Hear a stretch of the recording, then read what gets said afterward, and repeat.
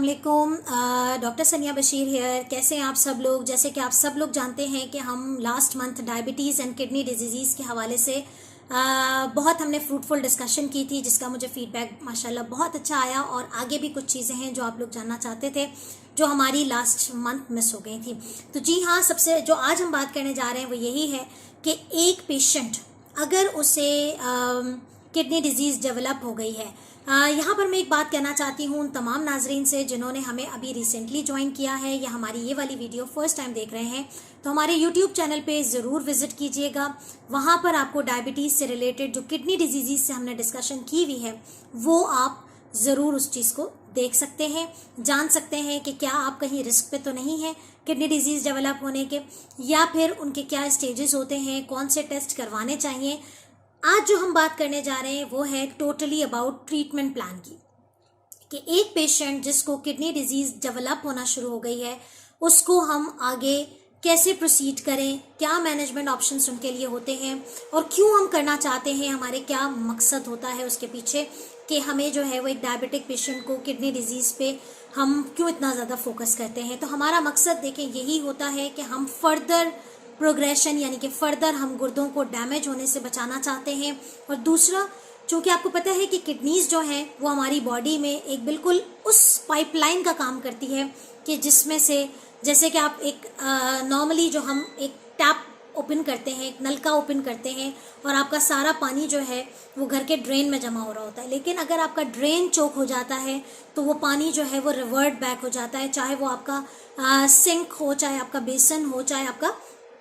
कोई भी चीज़ हो जहाँ पर वो एक पाइप ड्रेनेज पाइप लगा हुआ है, अगर वो चोक हो जाए ड्रेनेज लाइन तो डेफिनेटली वो पानी जो है वो ऊपर आना शुरू हो जाता है। किडनीज जो है वो हमारे जिस्म में बिल्कुल उसी ड्रेनेज पंप का काम करती है। और अगर ज़्यादतीज़ की वजह से,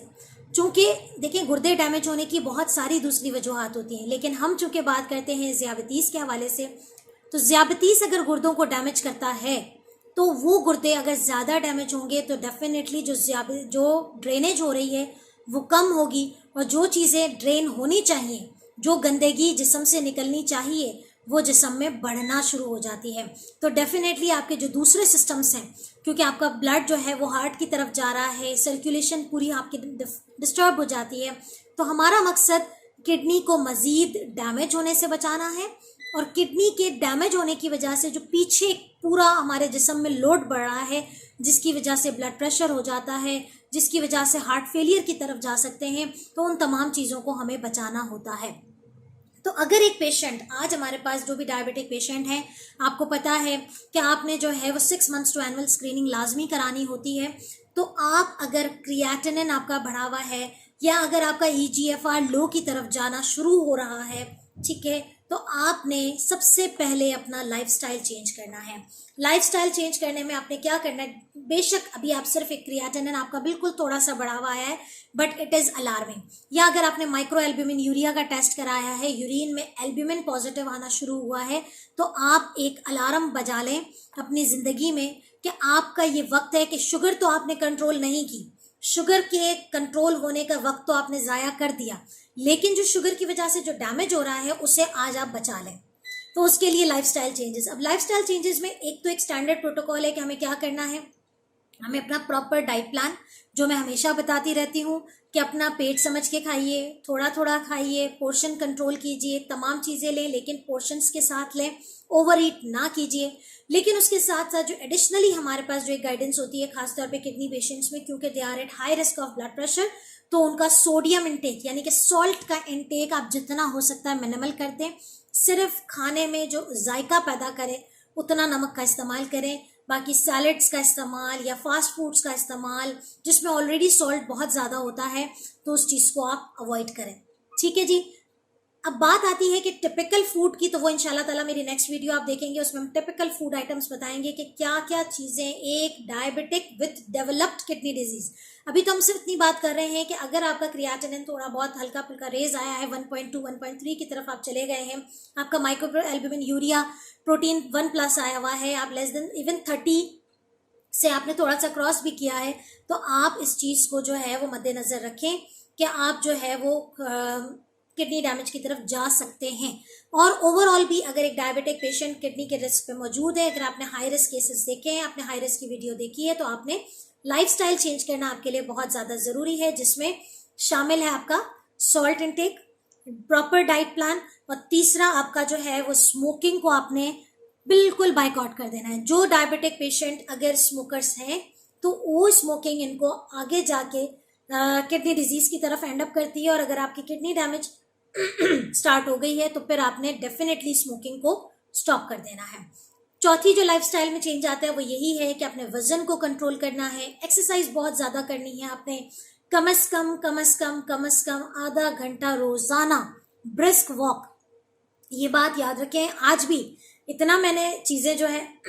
गाइड की हुई हैं, लेकिन इसके बावजूद भी हमारे जो पेशेंट्स आते हैं वो यही कहते हैं कि डॉक्टर साहबा मैं सारा दिन इधर से उधर भाग दौड़ काम करता हूँ, तो फिर उसके बाद मेरे पास एक्सरसाइज की हिम्मत नहीं होती, और यही मेरी एक्सरसाइज है।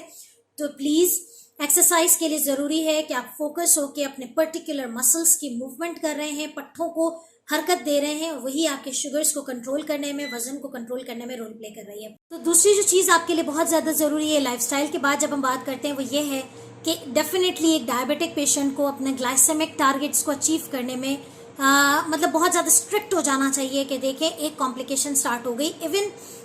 जो किडनी कॉम्प्लिकेशन है वो बहुत बाद में स्टार्ट होती है, कुछ कॉम्प्लिकेशंस पहले डेवलप हो चुकी होती हैं, जिसमें खास तौर पे न्यूरोपैथी जो है वो बहुत ज़्यादा कॉमन है। तो वो वाले पेशेंट्स ज़्यादा रिस्क पे होते हैं कि उनकी किडनीज जो हैं वो रिस्क पे आ जाती हैं। लेकिन अगर आप ज़रा सा भी, मैं ये नहीं कह रही कि उन तमाम लोगों को जिनको अभी रिसेंटली डायग्नोज हुई है, yes you have to be very extra careful by monitoring your levels, लेकिन अगर आप एक दफ़ा क्रिएटिनिन की तरफ चले गए, उस वक्त आपने इनिशियली प्रिवेंटिव मेजर्स क्या लेने हैं? प्रिवेंटिव मेजर्स यही लेने हैं कि आपने अपनी लाइफस्टाइल को, अपनी शुगर्स को, अपनी मेडिकेशंस को कंट्रोल करना है। But once you start developing kidney disease, कोई भी एक अलार्म बज गया, तो उसमें आपने फिर अपना जो खास तौर पे फिजिकल एक्टिविटीज़ और वेट लॉस और उसके साथ शामिल है वो है स्मोकिंग को स्टॉप करना है, और सोडियम का इंटेक यानी कि नमक की मिकदार जो है वो ना होने के बराबर लेनी है। तो एक शुगर का मरीज जहाँ चीनी से दूर होता है, वहीं किडनी डिजीज डेवलप होते ही वो नमक से भी दूर हो जाता है। लेकिन नमक को जायका पैदा करने के लिए जितना खाने में इस्तेमाल किया जाता है उतना ज़रूर इस्तेमाल करें, लेकिन एक्स्ट्रा एडिड सॉल्ट का इस्तेमाल ना करें। ठीक है जी। बहुत इंपॉर्टेंट बात है कि उनका जो शुगर लेवल है वो HbA1c लेस देन 7 की तरफ रहे। ब्लड प्रेशर मॉनिटरिंग बहुत ज़्यादा ज़रूरी होती है, और ब्लड प्रेशर जो है वो 140/80 से नीचे होना चाहिए। 140/80 उनका टारगेट होता है, उससे ज़्यादा नहीं होना चाहिए एक डायबिटिक पेशेंट जिसको किडनी डिजीज डेवलप होना शुरू हो रही है। ठीक है जी। इसके साथ साथ एक बहुत इंपॉर्टेंट बात आती है जो है वो है लिपिड कंट्रोल, यानी कि जब हम एक पेशेंट जब किडनी डिजीज डेवलप करता है तो उसके लिए जो ये सारे मेजर्स हैं वो यही हैं कि लाइफस्टाइल चेंज करें, शुगर्स को कंट्रोल करें, और आपका ब्लड प्रेशर कंट्रोल करें, और चौथी बात यह है कि आप लिपिड मैनेजमेंट करें। तो लिपिड प्रोफाइल जो कि निहारमू का एक टेस्ट होता है जिसमें पूरा कोलेस्ट्रॉल का वर्कअप होता है, वो चेकअप करना ज़रूरी है, और उसकी मेडिकेशंस देना बहुत ज़रूरी है। क्यों? अब मैं आपको थोड़ी सी बातें बताती चलूँ कि देखें, अगर आप एक डायबिटिक पेशेंट जब किडनी डिजीज डेवलप करता है तो उसको किन किन बातों का ख्याल मेडिसिन के हवाले से रखना है। सबसे पहली बात तो यही है जो मैं शुरू से लेकर आखिर तक एक ही बात कहती हूँ कि अपने डॉक्टर के साथ जुड़े रहिए। वो डॉक्टर आपकी कुछ मेडिसिन को चेंज करता है। क्यों चेंज करता है? क्योंकि जो शुगर के लिए आप मेडिसिन ले रहे होते हैं वो जब अल्लाह ना करे किसी का जो स्टेज, आप जैसे आपने मेरी पिछली वीडियो देखी है जिसमें मैंने आपको स्टेजेस बताई हैं, स्टेज 1, 2 और 3 तो बहुत मिनिमल होती है, इसमें ज़्यादा चेंजेस नहीं आती हैं। स्टेज 3 से फिर माइक्रो एल्बुमिन यूरिया होना डेवलप होता है, और EGFR जो है वो लोअर डाउन होना शुरू होता है। तो जहां आपका किडनी फंक्शन करने की सलाहियत और कम करती है, वहीं पर हमें दवाइयों में रद्दोबदल करना होता है, क्योंकि जितनी भी शुगर की दवाइयां आप मुंह से खाते हैं वो जिस्म में जितनी ज़रूरत होती है वो चली जाती है, और उसके बाद उसकी जो एक्सक्रीशन होती है यानी कि उसका जो फाजिल मादा होता है वो जिस्म से किडनीज के जरिए खारिज होता है। अगर फॉर एग्जाम्पल आपकी किडनी सही नहीं वर्क कर रही हैं और आपने अपने डॉक्टर के साथ रुजू करना मुनासिब ही नहीं समझा, ठीक है, तो उस वक्त जो दवा आप ले रहे हैं, जिस डोज पे आप ले रहे हैं, चूंकि किडनीज उसे प्रॉपरली बाहर नहीं निकाल पाएंगी तो उसका लेवल जिस्म में ज़्यादा हो जाएगा, तो आप हाइपोग्लाइसीमिया की तरफ जा सकते हैं, आपके शुगर लेवल्स तेज़ी से डाउन हो सकते हैं। तो इन तमाम बातों, और वो शुगर लेवल्स ही नहीं सिर्फ डाउन हो सकते, चूँकि उस मेडिसिन की इस मिकदार की हमें ज़रूरत नहीं होती है, तो हमें जो अमाउंट ऑफ मेडिसिन है, जो डोज ऑफ मेडिसिन है, वो आपका डॉक्टर के साथ मिलके आप उसका डोज एडजस्ट कीजिए, बहुत ज़रूरी होता है। खास तौर पे एक वक्त ऐसा भी आता है कि हमें रिजिम्स चेंज करनी पड़ती हैं, कॉम्प्लिकेशंस जब स्टार्ट होती हैं, तो बाज़ औक़ात एक पेशेंट ग्लूकोफेज पे बहुत लंबे अरसे से रह रहा होता है और अनइवन रीजंस की वजह से उसको किडनी डिजीज डेवलप होनी पड़ती है, तो उस वक्त फिर मेटफॉर्मिन काम नहीं करती है, उस वक्त वो ग्लूकोफेज काम नहीं करती है, उस वक्त फिर हमें रिजिम चेंज करनी पड़ती है जो किडनी डिजीज के साथ सूटेबल हो। बताना ये मकसद है कि आप जो दवाइयाँ इस्तेमाल कर रहे हैं, आपकी किडनी डिजीज डेवलप होते हैं, उसकी मिकदार में तब्दीली बहुत ज़रूरी है, इंसुलिन की तब्दीली बहुत ज़रूरी है, इंसुलिन की मिकदार की तब्दीली बहुत ज़रूरी है,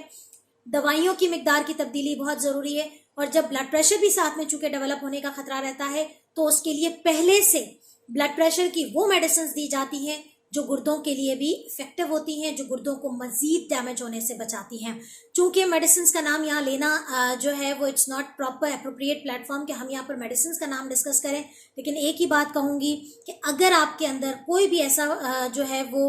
किडनी डिजीज डेवलप हो चुकी हैं, आपने टेस्ट करवाया, तो प्लीज़ आज ही या तो अपने डॉक्टर के पास जाइए या डायबिटीज़ टेलीकेयर का प्लेटफॉर्म पे हम आपके साथ खड़े हुए हैं, हम आपको गाइडेंस दे रहे हैं, हम आपकी ट्रीटमेंट प्लान कर रहे हैं, तो आप हमारे साथ जुड़ जाइए। तो यही आज का मकसद था हमारा इस वीडियो का। इंशाल्लाह ताला नेक्स्ट वीडियो पे आप टिपिकल फूड आइटम्स देखेंगे कि कौन से फूड आइटम्स ऐसे हैं जिनको हमें किडनी डिजीज़ वाले पेशेंट्स को स्ट्रिक्टली अवॉइड करना है। तो मेरी नेक्स्ट वीडियो के लिए इंशाल्लाह ताला रेडी रहिएगा। इस वीडियो को लाइक कीजिए, शेयर कीजिए और हमारे चैनल को सब्सक्राइब करना मत भूलिए, क्योंकि हमारी वीडियोस आती हैं बाज़ औक़ात मिस हो जाती हैं। तो जब आपने चैनल को सब्सक्राइब किया हुआ होता है तो नोटिफिकेशन सबसे पहले आप तक पहुंचती है। अपना बहुत ख्याल रखिएगा, अपना और अपने घर वालों का बहुत ख्याल रखिएगा। ज़ियाबतीस के साथ एक सेहतमंद और खुशगवार ज़िंदगी गुजारिए और हमें दुआ में याद रखिएगा। अल्लाह हाफ़िज़।